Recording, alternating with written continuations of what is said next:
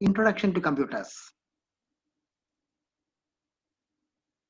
ഇന്ന് നമ്മൾ നോക്കാൻ പോകുന്നത് classification of computer languages. Classification of computer languages.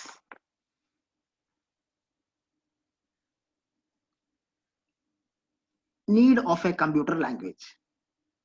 ഒരു കമ്പ്യൂട്ടർ ലാംഗ്വേജിന്റെ ആവശ്യം എന്തുകൊണ്ടാണ് വരുന്നത്? We need a computer language because the computers do not understand natural language like English. നമ്മളിന്ന് കമ്പ്യൂട്ടറിന് ഒരു ജോബ് ചെയ്യണമെങ്കിൽ കമ്പ്യൂട്ടറിന് രണ്ട് കാര്യങ്ങൾ കിട്ടണം, ഡേറ്റയും കിട്ടണം, ഇൻസ്ട്രക്ഷൻസ്. ആ സെറ്റ് ഓഫ് ഇൻസ്ട്രക്ഷൻസിനെയാണ് നമ്മൾ പ്രോഗ്രാം എന്ന് പറയുന്നത്. അപ്പോൾ ഒരു കമ്പ്യൂട്ടറിന് ഒരു ജോബ് ചെയ്യണമെങ്കിൽ എന്തോന്നാണ് ചെയ്യേണ്ടത് എന്ന് നമ്മൾ കമ്പ്യൂട്ടറിന് പറഞ്ഞു കൊടുക്കണം. അങ്ങനെ പറഞ്ഞു കൊടുക്കണമെങ്കിൽ അവിടെ ഒരു ലാംഗ്വേജിന്റെ ആവശ്യമുണ്ട്. പക്ഷെ ഇവിടെ നമ്മൾ സാധാരണ യൂസ് ചെയ്യുന്ന നമ്മുടെ ലാംഗ്വേജോ മലയാളമോ അല്ലെങ്കിൽ ആഗോളതലത്തിൽ നമ്മൾ ഇംഗ്ലീഷോ ഒക്കെ നോക്കിക്കഴിഞ്ഞാൽ അത് നേരിട്ട് കമ്പ്യൂട്ടറിന് യൂസ് ചെയ്യാൻ പറ്റില്ല. അപ്പോൾ കമ്പ്യൂട്ടർ പ്രോഗ്രാമിങ്ങിന് വേണ്ടി നമ്മൾ പ്രത്യേകം ലാംഗ്വേജസ് ഡെവലപ്പ് ചെയ്യേണ്ടി വരും. അപ്പോൾ നമ്മൾ സാധാരണ യൂസ് ചെയ്യുന്ന ഇംഗ്ലീഷ് പോലത്തെ നമ്മുടെ നാച്ചുറൽ ലാംഗ്വേജസ് കമ്പ്യൂട്ടറിന് മനസ്സിലാകുന്നില്ല. അതുകൊണ്ട് കമ്പ്യൂട്ടർ സ്പെസിഫിക് ആയിട്ടുള്ള ലാംഗ്വേജ് ഡെവലപ്പ് ചെയ്യേണ്ടി വന്നു. Hence, to give instructions to computer, we need a special language which the computer can understand. We call such a language as computer language. അപ്പോൾ നമുക്ക് കമ്പ്യൂട്ടറിന് instructions കൊടുക്കണമെന്നുണ്ടെങ്കിൽ ഒരു പ്രത്യേക language വേണം. കമ്പ്യൂട്ടറിന് മനസ്സിലാവുന്ന ഒരു പ്രത്യേക ലാംഗ്വേജ് വേണം. ആ ലാംഗ്വേജിനെയാണ് നമ്മൾ കമ്പ്യൂട്ടർ ലാംഗ്വേജ് എന്ന് പറയുന്നത്. ഒരു ജോബ് ചെയ്യാൻ വേണ്ടി കമ്പ്യൂട്ടറിന് ഇൻസ്ട്രക്ഷൻസ് കൊടുക്കണം. ആ ഇൻസ്ട്രക്ഷൻസ് ഈ പറഞ്ഞിരിക്കുന്ന അനുസരിച്ചാണ് കമ്പ്യൂട്ടർ ഡേറ്റയെ പ്രോസസ് ചെയ്യുന്നത്. അങ്ങനെ ഡേറ്റയെ പ്രോസസ് ചെയ്ത് കഴിയുമ്പോഴാണ് റിസൾട്ട് കിട്ടുന്നത്. അപ്പോൾ അങ്ങനെ കമ്പ്യൂട്ടറിന് ഇൻസ്ട്രക്ഷൻസ് കൊടുക്കണമെന്നുണ്ടെങ്കിൽ ഒരു ലാംഗ്വേജിന്റെ ആവശ്യമുണ്ട്. അത് ഈ കാരണം കൊണ്ടാണ് കമ്പ്യൂട്ടർ ലാംഗ്വേജ് ഡെവലപ്പ് ചെയ്യേണ്ട സാഹചര്യം ഉണ്ടായത്.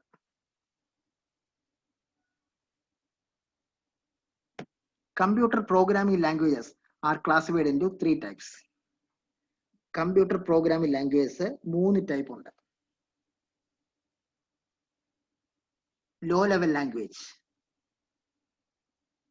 machine language. Middle level language, assembly language. High level language. Low level language ശരിക്കും പറഞ്ഞാൽ അതാണ് ഏറ്റവും ലോവസ്റ്റ് ലെവൽ ലാംഗ്വേജ്. അതിനെ നമ്മൾ മെഷീൻ ലാംഗ്വേജ് എന്ന് പറയും. അതിന് തൊട്ട് മുകളിൽ വരുന്നതാണ് മിഡിൽ ലെവൽ ലാംഗ്വേജ്. പക്ഷെ പലരും ഈ മിഡിൽ ലെവൽ ലാംഗ്വേജ് അസംബ്ലി ലാംഗ്വേജിനെ ലോ ലെവൽ ലാംഗ്വേജ് ആയിട്ട് കൺസിഡർ ചെയ്യാറുണ്ട്. ഇവിടെ നമ്മളൊരു മിഡിൽ ലെവൽ ലാംഗ്വേജ് എടുക്കുന്നു. പിന്നെ മൂന്നാമത്തതാണ് ഹൈ ലെവൽ ലാംഗ്വേജ്. അപ്പോൾ ബേസിക്കലി ഈ 3 ടൈപ്പാണ് ഉള്ളത്. Low level language, middle level language, high level language. അതിൽ low level language machine language, middle level language assembly language, പിന്നെ ഹൈ ലെവൽ ലാംഗ്വേജ്.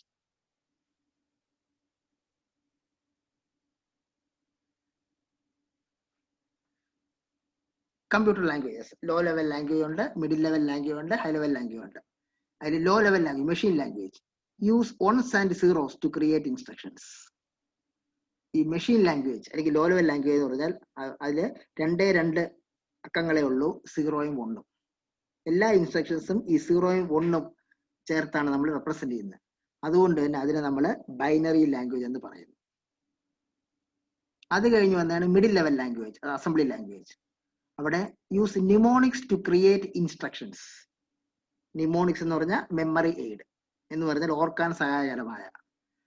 മെഷീൻ ലാംഗ്വേജിൽ 0യും 1ഉം ആണ്. ഇപ്പൊ 0യും 1ഉം മാത്രമുള്ള ഇൻസ്ട്രക്ഷൻസ് നമുക്ക് ഓർത്ത് വെക്കാനൊക്കെ ബുദ്ധിമുട്ടായിരിക്കും. അപ്പോൾ നമുക്ക് പരിചയമുള്ള ഇംഗ്ലീഷ് ഭാഷയിലെ ലെറ്റർ പോലത്തെ നിമോണിക്സ് യൂസ് ചെയ്താൽ നമുക്കത് പ്രോഗ്രാം ചെയ്യാനൊക്കെ കുറച്ചും കൂടെ എളുപ്പമാവും. അതിനു വേണ്ടിയാണ് അസംബ്ലി ലാംഗ്വേജ് വന്നത്.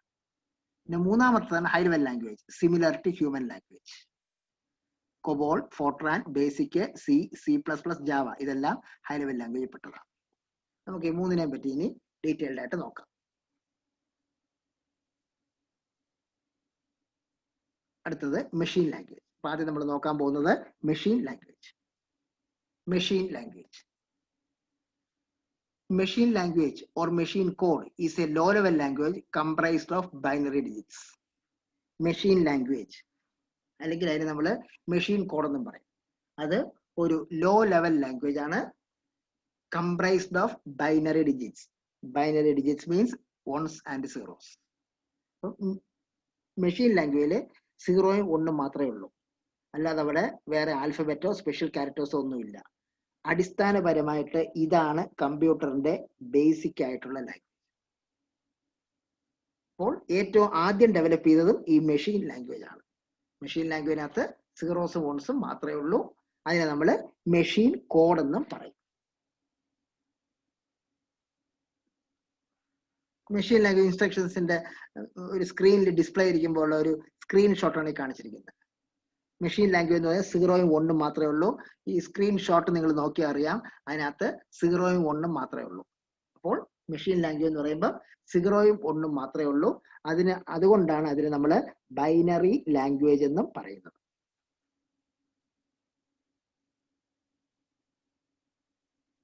Machine language was the first computer language. ഏറ്റവും ആദ്യത്തെ കമ്പ്യൂട്ടർ ലാംഗ്വേജ് മെഷീൻ ലാംഗ്വേജ്. സീറോസും ഒൺസും മാത്രം വരുന്ന ബൈനറി നമ്പർ സിസ്റ്റം യൂസ് ചെയ്യുന്ന ലാംഗ്വേജ് ആണ് ഏറ്റവും ആദ്യത്തെ കമ്പ്യൂട്ടർ ലാംഗ്വേജ് എന്ന് പറഞ്ഞാൽ machine language. Since computers are digital devices, they only recognise binary data. Computer digital device ആണ്, അതുകൊണ്ട് അതിന് ബൈനറി ഡാറ്റ മാത്രമേ റെക്കഗ്നൈസ് ചെയ്യുള്ളൂ. ഈ ബൈനറി ഡാറ്റ എന്ന് പറയുന്നത് 0 and 1. Every program, video, image and character of text is represented in binary. കമ്പ്യൂട്ടറിനകത്ത് ചെല്ലുമ്പോൾ ഏത് പ്രോഗ്രാം ആയിരുന്നാലും, വീഡിയോ ആയിരുന്നാലും, ഇമേജ് ആയിരുന്നാലും, ടെക്സ്റ്റ് ക്യാരക്ടർ ആയിരുന്നാലും എല്ലാം combinations of zeros and ones ആയിരിക്കും. ഈ കോമ്പിനേഷൻസ് ഓഫ് സീറോസ് ആൻഡ് വൺസിനെയാണ് നമ്മൾ ബൈനറി എന്ന് പറയുന്നത്. ഇപ്പൊ കമ്പ്യൂട്ടർ ഡിജിറ്റൽ ഡിവൈസ് ആണ്. ഡിജിറ്റൽ ഡിവൈസ് ആയതുകൊണ്ടാണ് നമ്മൾ കമ്പ്യൂട്ടറിനെ ഡിജിറ്റൽ കമ്പ്യൂട്ടേഴ്സ് എന്ന് പറയുന്നത്. അതിന് ബൈനറി ഡാറ്റ മാത്രമേ മനസ്സിലാകത്തുള്ളൂ. അപ്പോൾ എല്ലാ പ്രോഗ്രാമും, വീഡിയോ, ഇമേജും, ക്യാരക്ടർ എന്ത് വേണ്ട, നമ്മൾ കൊടുക്കുന്ന ഏത് ഡാറ്റ ആയിരുന്നാലും, ഏത് ഇൻസ്ട്രക്ഷൻസ് ആയിരുന്നാലും കമ്പ്യൂട്ടറിന്റെ അകത്ത് ചെല്ലുമ്പം അത് ബൈനറി ഫോമായിട്ട് മാറും. എന്ന് പറഞ്ഞാൽ സീറോയുടെയും ഒന്നിന്റെയും ഫോമിലായിട്ട് മാറും. Native language of computer. അപ്പം അടിസ്ഥാനപരമായിട്ട് കമ്പ്യൂട്ടറിന്റെ ലാംഗ്വേജിന് 0 and 1. അതുകൊണ്ടാണ് നമ്മൾ മെഷീൻ ലാംഗ്വേജിനെ നേറ്റീവ് ലാംഗ്വേജ്, ഒരു കമ്പ്യൂട്ടറിന്റെ നേറ്റീവ് ലാംഗ്വേജ് എന്ന് പറയുന്നത്.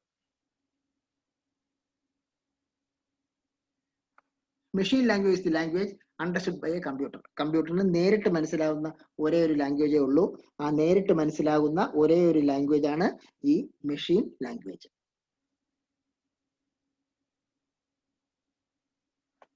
It is very difficult to understand by humans, but it is the only thing that the computer can work with.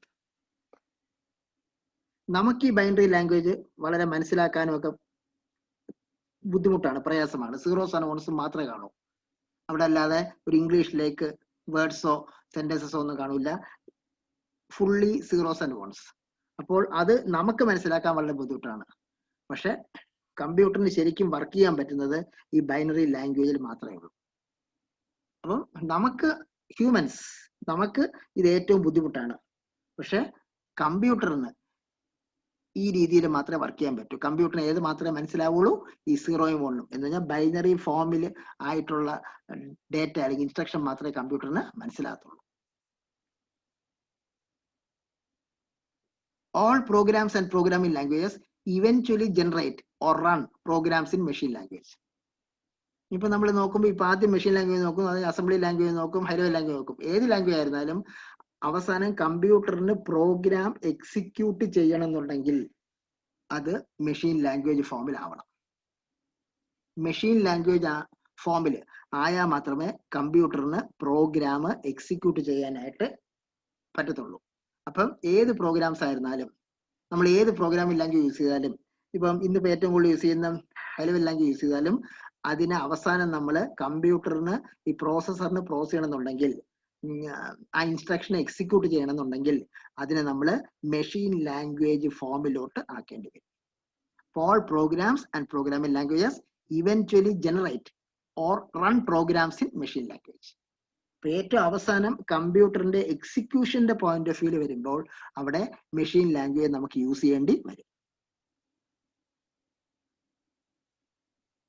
Machine language is made up of instructions and data that are all binary numbers.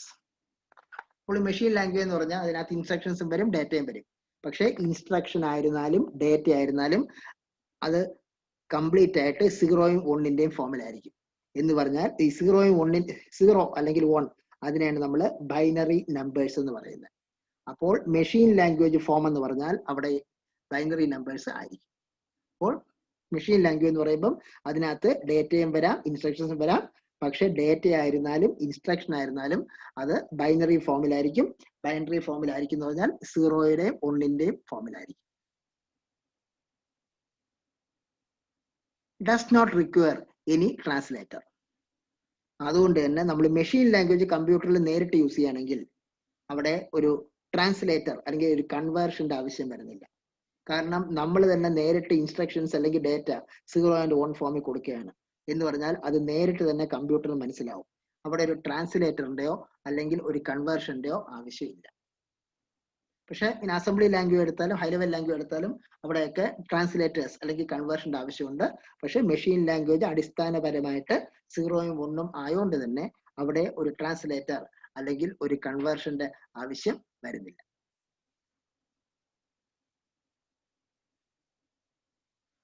Less hardware resources are required. നമ്മൾ machine language use ചെയ്യുമ്പോൾ നേരിട്ട് കമ്പ്യൂട്ടറിന് അതങ്ങ് execute ചെയ്യാൻ പറ്റും. അതുകൊണ്ട് തന്നെ കൂടുതൽ extra hardware ആയിട്ടുള്ള സർക്യൂട്ട്സോ കമ്പോണൻസോ ഒന്നും ആവശ്യമില്ല. അപ്പൊ ഏറ്റവും മിനിമം ഹാർഡ്വെയർ യൂസ് ചെയ്ത് കമ്പ്യൂട്ടർ പ്രവർത്തിക്കണം എന്നുണ്ടെങ്കിൽ അവിടെ നമ്മൾ ഈ മെഷീൻ ലാംഗ്വേജിൽ തന്നെ ഇൻസ്ട്രക്ഷൻസ് അല്ലെങ്കിൽ ഡേറ്റ കൊടുക്കണം. അപ്പൊ ഏറ്റവും കുറച്ച് ഹാർഡ്വെയർ റിസോഴ്സ് വെച്ച് വർക്ക് ചെയ്യാൻ പറ്റുന്നത് ഈ മെഷീൻ ലാംഗ്വേജ് ഫോമിലാണ്. കാരണം അസംബ്ലി ലാംഗ്വേജ് ഇനി വരാൻ പോകുന്ന അസംബ്ലി ലാംഗ്വേജ് എടുത്താലും ഹൈ ലെവൽ ലാംഗ്വേജ് എടുത്താലും അവിടെ എല്ലാം എക്സ്ട്രാ ആയിട്ട് നമുക്ക് കൺവേർഷൻസ് ഒക്കെ ചെയ്യേണ്ടി വരും. അപ്പം ഈ കൺവേർഷൻസുമായിട്ട് ബന്ധപ്പെട്ട് മോർ മെമ്മറി ഒക്കെ ആവശ്യം വരും. എന്ന് പറഞ്ഞാൽ മോർ പ്രോസസിങ് പവർ ഒക്കെ ആവശ്യം വരും. എന്ന് പറഞ്ഞാൽ എക്സ്ട്രാ ഹാർഡ്വെയർ റിസോഴ്സസ് ആവശ്യമായിട്ട് വരും. പക്ഷെ ഇവിടെ നമ്മൾ നേരിട്ട് മെഷീൻ ലാംഗ്വേജ് യൂസ് ചെയ്യുന്നതുകൊണ്ട് അവിടെ ഈ കൺവേർഷൻസിന്റെ ഒന്നും ആവശ്യമില്ല. അതുകൊണ്ട് തന്നെ ഹാർഡ്വെയർ റിക്വയർമെന്റും വളരെ കുറവ് മതി. Difficult write programs. പക്ഷെ ഹ്യൂമൻസ് അല്ലെങ്കിൽ മനുഷ്യരാണ് ഈ പ്രോഗ്രാം എഴുതുന്നത്.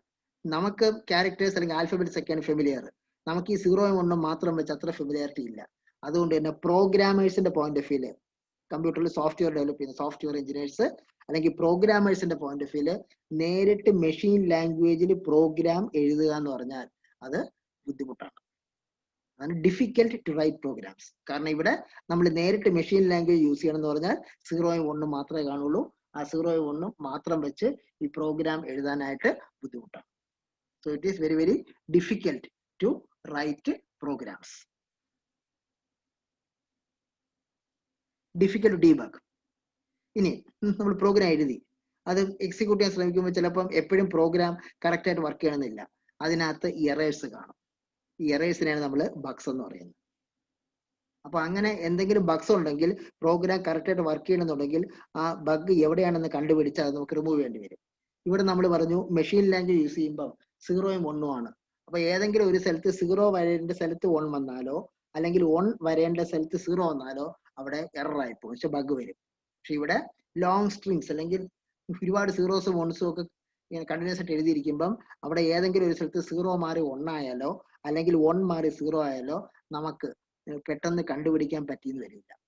അപ്പോൾ എന്തെങ്കിലും എറേഴ്സ് ഉണ്ടെങ്കിൽ അത് കണ്ടുപിടിച്ച് റെക്ടിഫൈ ചെയ്യുന്ന പ്രോസസ് അതിനാണ് നമ്മൾ ഡീബഗിങ് എന്ന് പറയുന്നത്. ആ ഡീബഗിങ് പ്രക്രിയയും ഇവിടെ നമ്മൾ മെഷീൻ ലാംഗ്വേജ് യൂസ് ചെയ്യുകയാണെങ്കിൽ അത് അവിടെ ബുദ്ധിമുട്ടാണ്. അതാണ് അവിടെ difficult to debug. Directly executed by computers. നേരത്തെ പറഞ്ഞു മെഷീൻ ലാംഗ്വേജ് കമ്പ്യൂട്ടറിന്റെ നേറ്റീവ് ലാംഗ്വേജ് ആണ്. അതിന് നേരിട്ട് മനസ്സിലാവുന്ന ലാംഗ്വേജ് ആണ്. അതുകൊണ്ട് തന്നെ ഒരു കൺവേർഷൻ അല്ലെങ്കിൽ ട്രാൻസ്ലേഷന്റെ ആവശ്യമില്ല. അതുകൊണ്ട് തന്നെ പ്രോഗ്രാംസ് ഡയറക്റ്റ് ആയിട്ട് നേരിട്ട് കമ്പ്യൂട്ടറിന് എക്സിക്യൂട്ട് ചെയ്യാൻ പറ്റും. അപ്പോൾ പ്രോഗ്രാംസ് നേരിട്ട് ഡയറക്റ്റ് ആയിട്ട് കമ്പ്യൂട്ടറിന് അവിടെ എക്സിക്യൂട്ട് ചെയ്യാനായിട്ട് പറ്റും. Programs written in machine language is called object code. Machine language എഴുതിയിരിക്കുന്ന പ്രോഗ്രാംസിനെ നമുക്ക് ഓബ്ജക്റ്റ് കോഡ് എന്ന് വിളിക്കാം. അപ്പോൾ എന്ന് പറഞ്ഞാൽ ശരിക്കും പറഞ്ഞാൽ ഓബ്ജക്റ്റ് കോഡാണ് അവസാനം എക്സിക്യൂട്ട് ചെയ്യുന്നത്.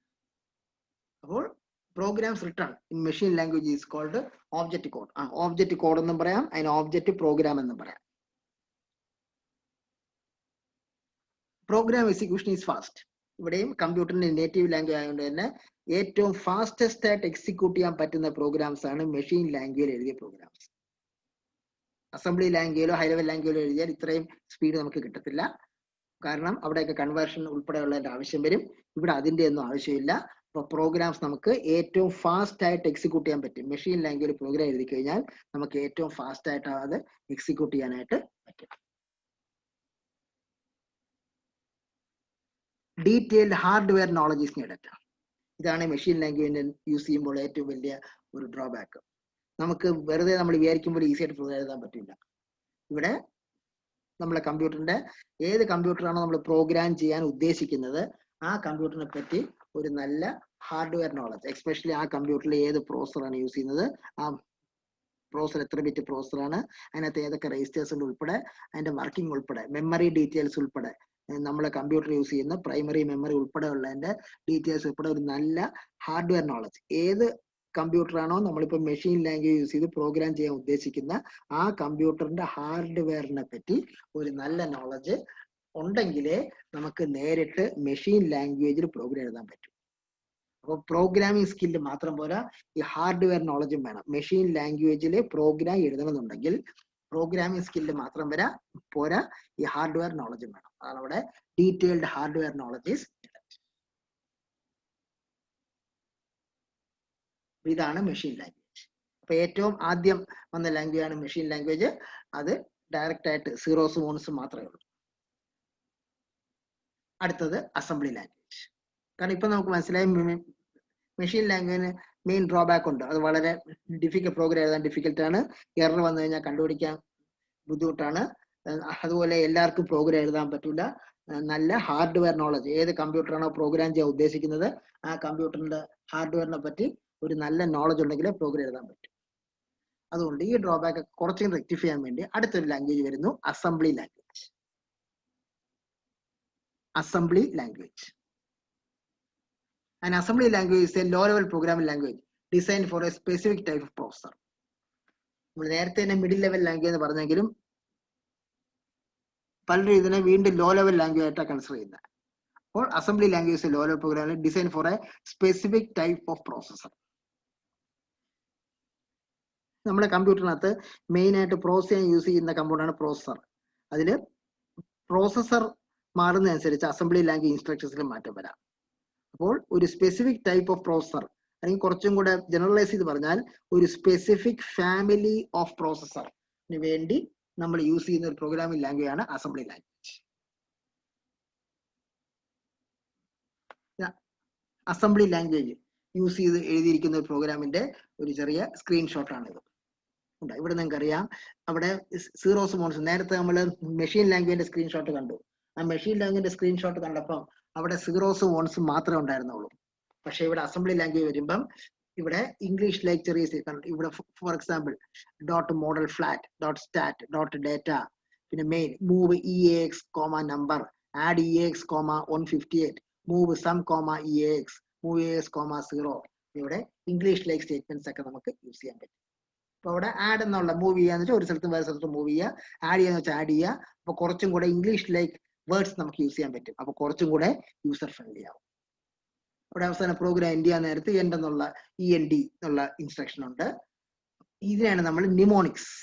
കാരണം മറ്റേലാകുമ്പോൾ പ്യുവർ മെഷീൻ ലാംഗ്വേജിൽ പ്യുവർ സീറോസും വൺസും മാത്രമേ ഉള്ളൂ. ഇവിടെ കുറച്ചും കൂടെ ഈസി ആക്കാൻ വേണ്ടി നമുക്ക് ഇംഗ്ലീഷ് വേർഡ്സ് നമുക്ക് യൂസ് ചെയ്യാം.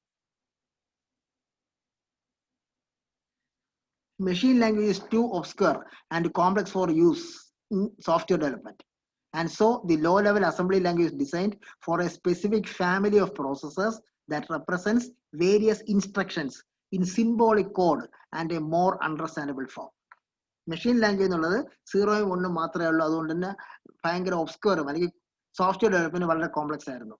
അതുകൊണ്ടാണ് ഇവിടെ അത് സ്വപ്പം കൂടെ ഈസി ആക്കാൻ വേണ്ടിയാണ് ഇവിടെ നമ്മൾ അസംബ്ലി ലാംഗ്വേജ് യൂസ് ചെയ്യുന്നത്. പക്ഷെ അസംബ്ലി ലാംഗ്വേജ് ഒരു അസംബ്ലി ലാംഗ്വേജ് ഇരിക്കുന്ന പ്രോഗ്രാം എല്ലാ പ്രോസറിലും വർക്ക് ചെയ്യത്തില്ല. ഒരു സ്പെസിഫിക് പ്രോസറിനോ അല്ലെങ്കിൽ ഒരു സ്പെസിഫിക് ഫാമിലി ഓഫ് പ്രോസറിൽ മാത്രമേ അത് വർക്ക് ചെയ്യുള്ളൂ. അപ്പോൾ അവിടെ ഇൻസ്ട്രക്ഷൻസ് നമ്മൾ symbolic code, for example ADD എന്നുള്ള ആഡ് ഇൻസ്ട്രക്ഷൻ, ഒരു രജിസ്റ്ററിൽ നിന്ന് വേറെ രജിസ്റ്ററിലോട്ട് ഡേറ്റ മൂവ് ചെയ്യാൻ വേണ്ടി MOV മൂവ്.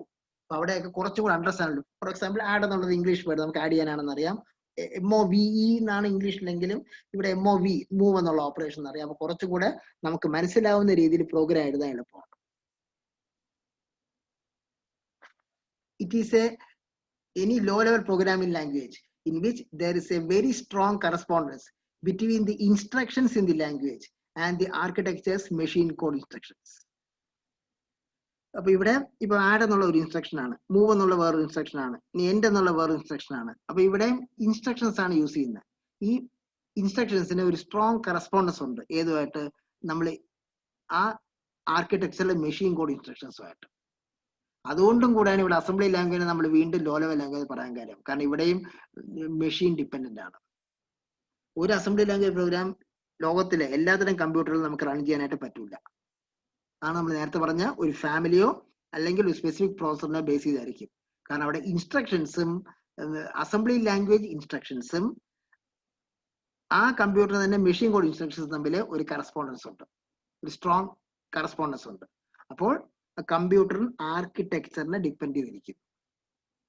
അസംബ്ലി ലാംഗ്വേജും ഒരു കമ്പ്യൂട്ടർ ആർക്കിടെക്ചറിനെ ഡിപ്പെൻഡ് ചെയ്താണ് ഇരിക്കുന്നത്. Assembly programs are much more readable than machine code. Assembly language program and assembly programs എന്നും പറയും, അത് much more readable than machine code. കാരണം മെഷീൻ കോഡ് എന്ന് പറയുമ്പോൾ സീറോസും വൺസും മാത്രമേ ഉള്ളൂ. ഇവിടെ അസംബ്ലി ലാംഗ്വേജ് പ്രോഗ്രാംസ് ആകുമ്പോൾ നമുക്ക് ഇംഗ്ലീഷ് വേർഡ്സ് നമ്മൾ യൂസ് ചെയ്യുന്നുണ്ട്. ഇംഗ്ലീഷ് വേർഡ്സ് യൂസ് ചെയ്യുന്നതുകൊണ്ട് തന്നെ അത് കുറച്ചും കൂടെ റീഡബിലിറ്റി വരും. ADD എന്ന് കാണുമ്പോൾ ആഡ് ചെയ്യാനുള്ള ഇൻസ്ട്രക്ഷൻ ആണെന്ന് മനസ്സിലാവും. MOV എന്ന് പറയുമ്പോൾ മൂവ് ചെയ്യാനുള്ള ഇൻസ്ട്രക്ഷൻ ആണെന്ന് മനസ്സിലാവും. അതുപോലെ SUB ഇൻസ്ട്രക്ഷൻ ഉണ്ടെങ്കിൽ സബ്ട്രാക്ട് ചെയ്യാനുള്ള ഇൻസ്ട്രക്ഷൻ ആണെന്ന് മനസ്സിലാവും. MUL ഇൻസ്ട്രക്ഷൻ ആണെങ്കിൽ മൾട്ടിപ്ലിക്കേഷൻ ഇൻസ്ട്രക്ഷൻ മനസ്സിലാവും. അപ്പൊ അവിടെ കുറച്ചും കൂടെ റീഡബിലിറ്റി ഉണ്ട്. കോഡിന് അല്ലെങ്കിൽ അസംബ്ലി ലാംഗ്വേജ് പ്രോഗ്രാംസിന് കുറച്ചും കൂടെ റീഡബിലിറ്റി ഉണ്ട്. Programmers can write human readable programs using assembly language that correspond to machine language. Machine ലാംഗ്വേജിനെ അപേക്ഷിച്ച് ഇവിടെ ഹ്യൂമൻസിന് റീഡബിൾ ആയിട്ടുള്ള പ്രോഗ്രാംസ് എഴുതാം. കാരണം ഇവിടെ നമ്മൾ ഇംഗ്ലീഷ് ലൈക്ക് വേർഡ്സ് യൂസ് ചെയ്യുന്നുണ്ട്. അപ്പോൾ programmers can write human readable programs using assembly language that correspond to machine language. അപ്പം ഇതിനെയും അവസാനം കൺവേർട്ട് ചെയ്യണം. അസംബ്ലർ എന്ന് പറഞ്ഞാൽ ഒരു സോഫ്റ്റ്വെയർ യൂസ് ചെയ്ത് നമ്മൾ കൺവേർട്ട് ചെയ്ത് മെഷീൻ ലാംഗ്വേജ് ആക്കും. എന്നാലേ മെഷീൻ ലാംഗ്വേജ് ആക്കിയാൽ മാത്രമേ പ്രോസസറിന് എക്സിക്യൂട്ട് ചെയ്യാൻ പറ്റൂ. അപ്പൊ ഇവിടെയും ഓരോ അസംബ്ലി ലാംഗ്വേജ് ഇൻസ്ട്രക്ഷനും അവസാനം കറസ്പോണ്ടിങ് ആയിട്ട് കൺവേർട്ട് ചെയ്ത് നമ്മൾ മെഷീൻ ലാംഗ്വേജ് ഫോമിൽ ആക്കും. It is a programming language that is one step away from machine language. ഏറ്റവും നേറ്റീവ് ആയിട്ടുള്ള അല്ലെങ്കിൽ ഏറ്റവും അടിസ്ഥാനപരമായിട്ടുള്ള പ്രോഗ്രാമിംഗ് ലാംഗ്വേജ് മെഷീൻ ലാംഗ്വേജ്. അതിന്റെ ഒരു സ്റ്റെപ്പ് ദൂരത്തിലുള്ള ലാംഗ്വേജ് ആണ് അസംബ്ലി ലാംഗ്വേജ്. വെച്ചാൽ അസംബ്ലി ലാംഗ്വേജ് കഴിഞ്ഞ് അടുത്തതാണ് മെഷീൻ ലാംഗ്വേജ്. അസംബ്ലി ലാംഗ്വേജ് കഴിഞ്ഞിട്ടുള്ള ലോ ലെവലിൽ വരുന്ന അടുത്താണ് machine language. Assembly language program can be converted to machine language using an assembler. കാരണം കമ്പ്യൂട്ടറിന് എന്തായാലും 0 മാത്രമേ മനസ്സിലാവൂ. നമ്മൾ അസംബ്ലി ലാംഗ്വേജ് പ്രോഗ്രാം എഴുതിയാൽ 0 ഫോമിലല്ല എഴുതുന്നത്. നമ്മൾ ആഡ് സബ് എൻഡ് എന്നൊക്കെ പറയുന്ന ഇംഗ്ലീഷ് വേർഡ്സാണ് യൂസ് ചെയ്യുന്നത്. അപ്പൊ അത് നേരിട്ട് കമ്പ്യൂട്ടറിന് മനസ്സിലാവില്ല. അപ്പൊ കമ്പ്യൂട്ടറിന് മനസ്സിലാവണമെന്നുണ്ടെങ്കിൽ നമ്മൾ എഴുതിയ അസംബ്ലി ലാംഗ്വേജ് പ്രോഗ്രാമിനെ കൺവേർട്ട് ചെയ്ത് കമ്പ്യൂട്ടറിന് മനസ്സിലാവുന്ന മെഷീൻ ലാംഗ്വേജ് ഫോമിലോട്ട് ആക്കണം. അതിനു വേണ്ടിയുള്ള ഒരു സോഫ്റ്റ്വെയർ ആണ് നമ്മൾ അസംബ്ലർ എന്ന് പറയുന്നത്. അസംബ്ലർ എന്ന് പറഞ്ഞ സോഫ്റ്റ്വെയർ യൂസ് ചെയ്ത് അസംബ്ലി ലാംഗ്വേജ് പ്രോഗ്രാമിനെ കൺവേർട്ട് ചെയ്ത് നമുക്ക് മെഷീൻ ലാംഗ്വേജ് ഫോമിൽ ആക്കാൻ പറ്റും. അപ്പം അസംബ്ലർ യൂസ് ചെയ്താണ് കൺവേർട്ട് ചെയ്ത് നമ്മൾ മെഷീൻ ലാംഗ്വേജ് ഫോമിൽ ആക്കുന്നത്. Each assembly language statement is translated into a machine instruction by the assembler. ഓരോ അസംബ്ലി ലാംഗ്വേജ് സ്റ്റേറ്റ്മെന്റും നമ്മൾ ട്രാൻസ്ലേറ്റ് ചെയ്ത് മെഷീൻ ഇൻസ്ട്രക്ഷൻ ആക്കും. അത് അങ്ങനെ ആക്കാൻ വേണ്ടിയാണ് നമ്മൾ അസംബ്ലർ യൂസ് ചെയ്യുന്നത്. അപ്പം അസംബ്ലർ യൂസ് ചെയ്താണ് ഇത് കൺവേർട്ട് ചെയ്ത് നമ്മൾ മെഷീൻ ലാംഗ്വേജ് ഫോമിലോട്ട് ആക്കുന്നത്.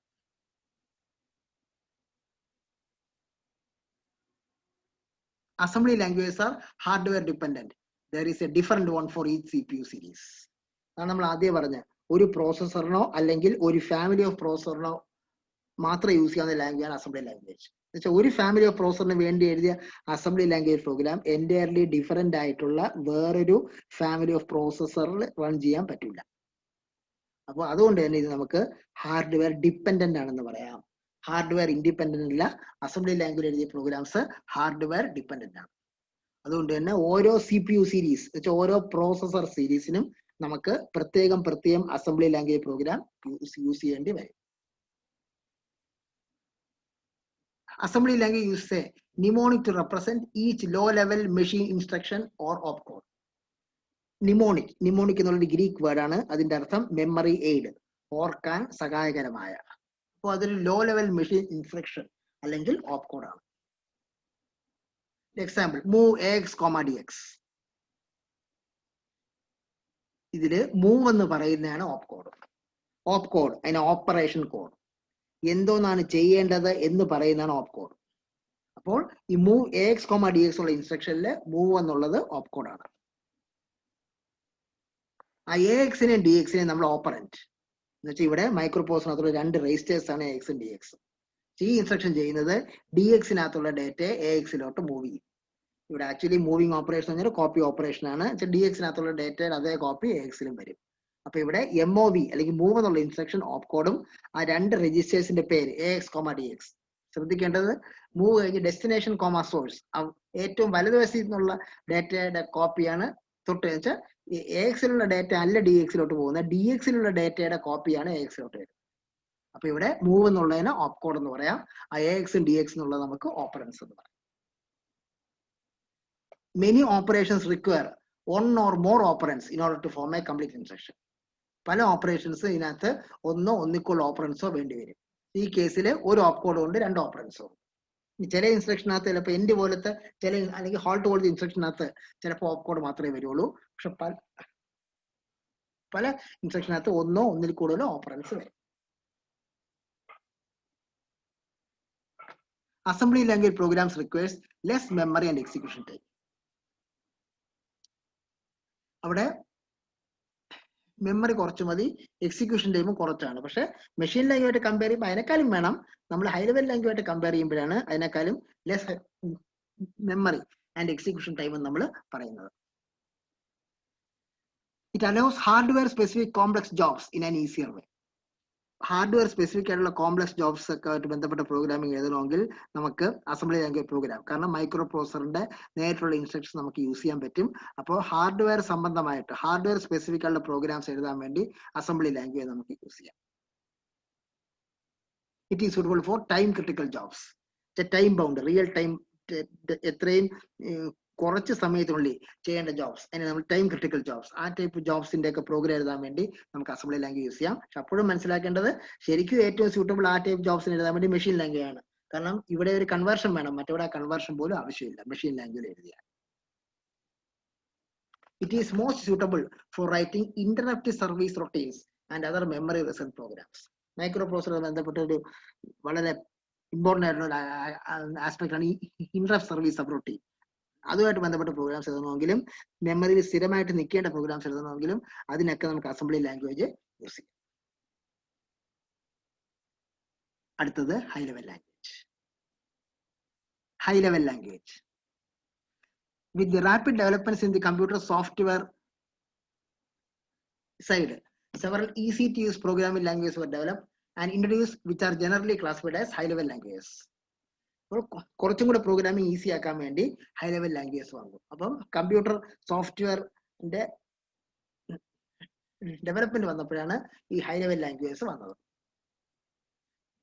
ഒരു ഹൈ ലെവൽ ലാംഗ്വേജ് എഴുതുന്ന പ്രോഗ്രാമിന്റെ അവിടെ if, character, star, full English like statements ആണ് കൂടുതൽ യൂസ് ചെയ്യുന്നത്.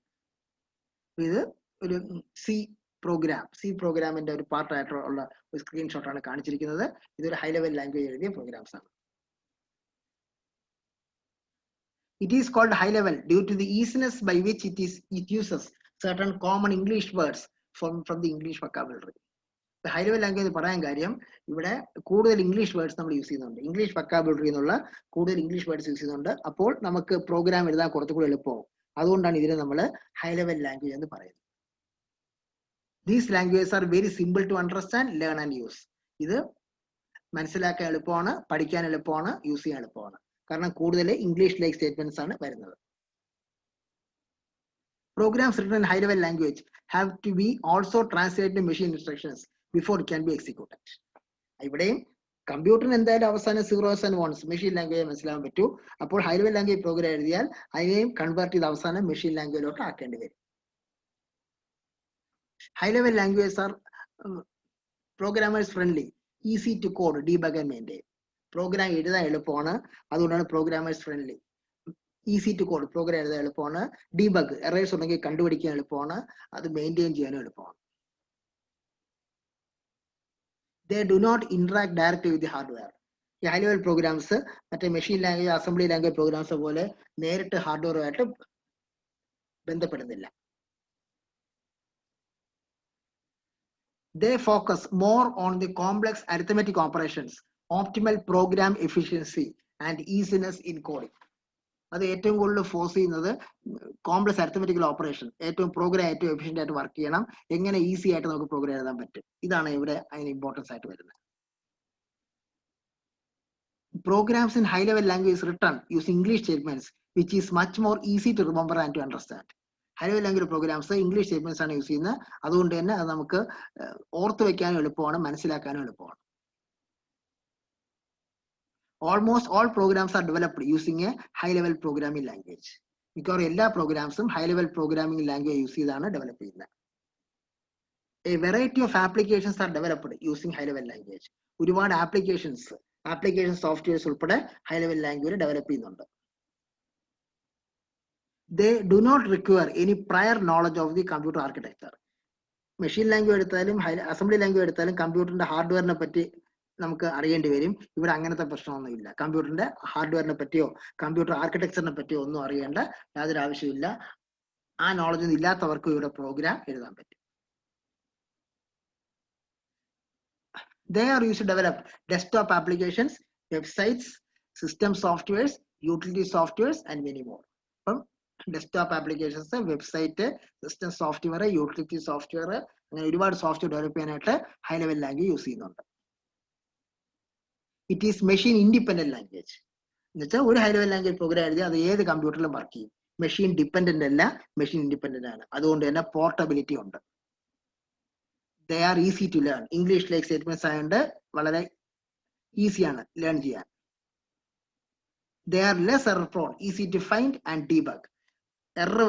എറർ വരാനുള്ള ചാൻസ് കുറവാണ്. ഇനി എറർ വന്നാൽ തന്നെ ഈസി ആയിട്ട് കണ്ടുപിടിച്ച് നമുക്ക് ആ എറേഴ്സ് ഡീബഗ് ചെയ്യാൻ പറ്റും, എന്ന് വെച്ചാൽ എറേഴ്സ് റെക്ടിഫൈ ചെയ്യാനായിട്ട് പറ്റും.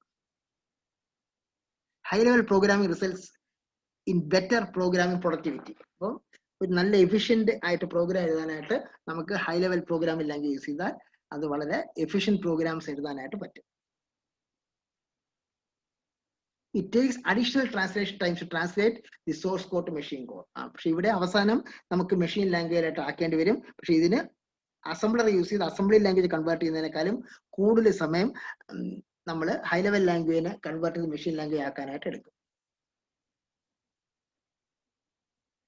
High level programs are comparatively slower than low level programs. ഇത് ലോ അസംബ്ലി ലാംഗ്വേജിലോ മെഷീൻ ലാംഗ്വേജിലോ എഴുതിയ പ്രോഗ്രാംസിനെക്കാളും സ്ലോ ആയിരിക്കും. Compared to low level programs they are generally less memory efficient. ഇവിടെ മെമ്മറി സ്പേസ് കൂടുതൽ എടുക്കും. അപ്പം ഹൈ ലെവൽ ലാംഗ്വേജ് യൂസ് ചെയ്യുമ്പോൾ പ്രൈമറി മെമ്മറിയിലൊക്കെ കൂടുതൽ സ്പേസ് വേണ്ടി വരും. The overall memory consumption of high level language is comparatively more than low level language. Memory ഒരുപാട് എടുക്കും. ഹൈ ലെവൽ ലാംഗ്വേജിൽ പ്രോഗ്രാം എഴുതുമ്പോൾ മെമ്മറി സ്പേസ് ഒരുപാട് എടുക്കും. അതേസമയം മെഷീൻ ലാംഗ്വേജിലോ അസംബ്ലി ലാംഗ്വേജിലോ അത്രയും മെമ്മറി സ്പേസ് ആവശ്യം വരത്തില്ല. High level programs require compilers or interpreters to translate source code to machine language. High level programs എഴുതി കഴിയുമ്പോൾ അത് നേരിട്ട് കമ്പ്യൂട്ടറിൽ എക്സിക്യൂട്ട് ചെയ്യാൻ പറ്റില്ല. അതിനെ കൺവേർട്ട് ചെയ്ത് നമുക്ക് മെഷീൻ ലാംഗ്വേജ് ആക്കേണ്ടി വരും. അപ്പൊ അങ്ങനെ നമ്മൾ മെഷീൻ ലാംഗ്വേജ് ആക്കാൻ വേണ്ടി ഒന്നീ കമ്പൈലർ അല്ലെങ്കിൽ ഇന്റർപ്രറ്റർ നമുക്ക് യൂസ് ചെയ്യാം. Almost all syntactical errors are identified using compilers and interpreters. ഈ കമ്പൈലർ ഇന്റർപ്രറ്റർ യൂസ് ചെയ്ത് എല്ലാ സിന്റാക്ടിക്കൽ എറേഴ്സ് ഐഡന്റിഫൈ ചെയ്യാനായിട്ട് പറ്റും. പിന്നെ നമുക്ക് കമ്പൈലർ എന്താണെന്ന് നോക്കാം. Compiler converts high level language to machine language as a whole. നമ്മൾ നേരത്തെ പറഞ്ഞു കമ്പ്യൂട്ടറിന് എക്സിക്യൂട്ട് ചെയ്യണമെങ്കിൽ മെഷീൻ ലാംഗ്വേജ് ആക്കണം. അപ്പൊ ഹൈ ലെവൽ ലാംഗ്വേജിന് ഒറ്റയടിക്ക് മൊത്തത്തിൽ മെഷീൻ ലാംഗ്വേജ് ആക്കാൻ വേണ്ടിയാണ് നമ്മൾ കമ്പൈലർ യൂസ് ചെയ്യുന്നത്. ഫുൾ ഹൈ ലെവൽ സോഴ്സ് കോഡിനെ കമ്പയർ ചെയ്ത് നമുക്ക് മെഷീൻ ലാംഗ്വേജ് ആക്കാം. മെഷീൻ ലാംഗ്വേജ് ആയി കഴിയുമ്പോൾ നമ്മൾ ഓബ്ജക്ട് കോഡ് എന്ന് പറയും. അത് നേരിട്ട് കമ്പ്യൂട്ടറിന് എക്സിക്യൂട്ട് ചെയ്യാൻ പറ്റും. ഈ നേരിട്ട് കമ്പ്യൂട്ടറിന് എക്സിക്യൂട്ട് ചെയ്യാൻ പറ്റുന്നുള്ളതുകൊണ്ടാണ് നമ്മൾ അതിനെ എക്സിക്യൂട്ടബിൾ എന്ന് പറയുന്നത്. എറർ എന്തെങ്കിലും ഉണ്ടെങ്കിൽ അത് റിപ്പോർട്ട് തരുകയും ചെയ്യും. Compilers take high-level language program as a whole as its input, translate the complete instructions into the corresponding machine-level instructions, and the syntax errors, if any, will be listed for corrections. അപ്പോൾ ഇവിടെ high-level language program മൊത്തത്തിൽ എടുത്ത് ഒറ്റയടിക്ക് അത് convert ചെയ്യുമ്പോൾ എന്തെങ്കിലും അതിൽ syntax error ഉണ്ടെങ്കിൽ എന്ന് പറഞ്ഞാൽ ലാംഗ്വേജിന്റെ റൂൾസിൽ എന്തെങ്കിലും എറേഴ്സ് ഉണ്ടെങ്കിൽ അത് എറേഴ്സ് ലിസ്റ്റ് ചെയ്യും. അപ്പോൾ പ്രോഗ്രാമേഴ്സ് ആ എറേഴ്സ് കറക്റ്റ് ചെയ്യണം. കറക്റ്റ് ചെയ്തതിനു ശേഷം വീണ്ടും കമ്പൈൽ ചെയ്യണം. അപ്പോൾ കമ്പൈലേഴ്സ് ഒറ്റയടിക്ക് ഒരു പ്രോഗ്രാം 100 ലൈൻ ഉണ്ടെങ്കിൽ 100 ലൈൻ ഒറ്റയടിക്ക് കൺവേർട്ട് ചെയ്ത് മെഷീൻ ലാംഗ്വേജ് ആക്കുന്ന പ്രക്രിയയാണ് കമ്പൈലർ ചെയ്യുന്നത്. Correction should be done by the programmer. അങ്ങനെ എറേഴ്സ് ഒക്കെ ഉണ്ടെങ്കിൽ ലിസ്റ്റ് ചെയ്യും. അപ്പോൾ എറേഴ്സ് പ്രോഗ്രാമർ തന്നെ കറക്റ്റ് ചെയ്യണം. After corrections it will be compiled again and this process continues until all instructions have been translated without any syntax error. അപ്പോൾ നമ്മൾ errors rectify എന്നിട്ട് വീണ്ടും കമ്പൈൽ ചെയ്യും. വീണ്ടും എന്തെങ്കിലും എറർ ഉണ്ടെങ്കിൽ ആ വീണ്ടും എറർ പറയും. അപ്പൊ വീണ്ടും പ്രോഗ്രാമർ ആ എറർ കറക്റ്റ് ചെയ്യണം. ഇത് റിപ്പീറ്റ് ചെയ്യും. ഏത് വരെ റിപ്പീറ്റ് ചെയ്യും? എല്ലാ എറേഴ്സും എല്ലാ സിൻടാക്സ് എററും റെക്ടിഫൈ ചെയ്യുന്നത് വരെ ഇത് റിപ്പീറ്റ് ചെയ്യും. The resultant translated program is called object program. അങ്ങനെ ഫുൾ ആയിട്ട് ചെയ്ത് കഴിയുമ്പം നമ്മൾ high level language program convert ചെയ്ത് ഓബ്ജക്ട് കോഡ് അല്ലെങ്കിൽ ഓബ്ജക്ട് പ്രോഗ്രാം ആവും. After the successful compilation, the object program can be executed without further compilation at any time and at any number of times. അപ്പോൾ successful ആയിട്ട് compile ചെയ്തതിനു ശേഷം ഈ object program execute ചെയ്യാൻ പറ്റും. അപ്പോൾ ഒരു പ്രാവശ്യം കമ്പൈൽ ചെയ്താൽ മതി. ഒരു പ്രാവശ്യം കമ്പൈൽ ചെയ്ത് കഴിഞ്ഞാൽ എത്ര പ്രാവശ്യം വേണമെങ്കിലും നമുക്ക് എക്സിക്യൂട്ട് ചെയ്യാൻ പറ്റും. അപ്പോൾ ഹൈ ലെവൽ ലാംഗ്വേജിനെ മെഷീൻ ലാംഗ്വേജ് ആക്കാൻ വേണ്ടി ഉള്ള ഒരു ട്രാൻസ്ലേറ്റർ ആണ് കമ്പൈലർ. അത് മൊത്തത്തിൽ ഒരു പ്രോഗ്രാം മൊത്തത്തിൽ ഒന്നോടെ അത് കൺവേർട്ട് ചെയ്ത് മെഷീൻ ലാംഗ്വേജ് ആക്കും. അടുത്തത് interpreter. Interpreter translate the high level language to machine language line by line. ഇതാണ് കമ്പൈലറും ഇന്റർപ്രറ്ററും ആയിട്ടുള്ള വ്യത്യാസം. കമ്പൈലർ ഒറ്റയടിക്ക് ട്രാൻസ്ലേറ്റ് ചെയ്യുമായിരുന്നു. ഇവിടെ ഇന്റർപ്രറ്റർ ലൈൻ ബൈ ലൈൻ ആയിട്ട് ട്രാൻസ്ലേറ്റ് ചെയ്യുള്ളൂ. First line of high level language source code എടുക്കും, ഇന്റർപ്രറ്റ് ചെയ്യും, ഔട്ട്പുട്ട് ആക്കും. പക്ഷെ അവിടെ ഓബ്ജക്ട് കോഡ് ഉണ്ടാവുന്നില്ല. അതുകൊണ്ട് ടെമ്പററി ആയിട്ട് പറയാം. ഇത് കറക്റ്റ് ആണെങ്കിൽ മാത്രമേ അടുത്ത ലൈനിലോട്ട് പോകും. അപ്പൊ ആദ്യം ഓരോ ലൈൻ ബൈ ലൈൻ ആയിട്ട് എടുക്കും, ഇന്റർപ്രറ്റ് ചെയ്യും, എന്നുവെച്ചാൽ കൺവേർട്ട് ചെയ്ത് മെഷീൻ ലാംഗ്വേജ് ഫോമിലോട്ട് ആക്കും. എറർ ഉണ്ടെങ്കിൽ എറർ റിപ്പോർട്ട് വരും. After converting the first line interpreter translate second line and so on. ആദ്യം ഫസ്റ്റ് ലൈൻ എടുക്കും, കൺവേർട്ട് ചെയ്യും, മെഷീൻ ലാംഗ്വേജ് ഫോം ആവും. സെക്കൻഡ് ലൈൻ എടുക്കും, കൺവേർട്ട് ചെയ്യും, മെഷീൻ ലാംഗ്വേജ് ഫോം ആവും. തേർഡ് ലൈൻ എടുക്കും, കൺവേർട്ട് ചെയ്യും, മെഷീൻ ലാംഗ്വേജ് ഫോം ആവും. ഇങ്ങനെ അത് പോകും. The first instruction will be translated first and if it is error free it will be executed. ആദ്യത്തെ ഇൻസ്ട്രക്ഷൻ എടുക്കും, ട്രാൻസ്ലേറ്റ് ചെയ്യും, എക്സിക്യൂട്ട് ചെയ്യും. ഇവിടെ ഓബ്ജക്ട് പ്രോഗ്രാം ഒന്നും ഉണ്ടാവുന്നില്ല. then the second instruction will be translated and executed and so on. Instruction എടുക്കും, translate ചെയ്യും, execute ചെയ്യും. അല്ലാതെ മൊത്തത്തിൽ എടുത്ത് കൺവേർട്ട് ചെയ്തിട്ടല്ല എക്സിക്യൂട്ട് ചെയ്യുന്നത്. ലൈൻ ബൈ ലൈൻ ആയിട്ട് കൺവേർട്ട് ചെയ്താണ് എക്സിക്യൂട്ട് ചെയ്യുന്നത്. Errors are to be corrected at the time of translation and then only each instruction could be executed. എന്തെങ്കിലും എറേഴ്സ് ഉണ്ടെങ്കിൽ അപ്പൊ തന്നെ കറക്റ്റ് ചെയ്യണം, എന്നാൽ മാത്രമേ എക്സിക്യൂട്ട് ചെയ്യാനായിട്ട് പറ്റുള്ളൂ. This line by line translation has to be repeated every execution of the program. ഓരോ പ്രാവശ്യവും ഈ ട്രാൻസ്ലേഷൻ വേണ്ടി വരും. കമ്പൈലർ ആണെങ്കിൽ ഒരു പ്രാവശ്യം ട്രാൻസ്ലേറ്റ് ചെയ്താൽ മതി. പക്ഷെ ഇന്റർപ്രറ്ററിൽ ഓരോ പ്രാവശ്യവും നമുക്ക് ട്രാൻസ്ലേറ്റ് ചെയ്യേണ്ടി വരും. Hence interpretation is a slow process. Or interpretation slow process. ഇതാണ് കമ്പ്യൂട്ടർ ലാംഗ്വേജസ്.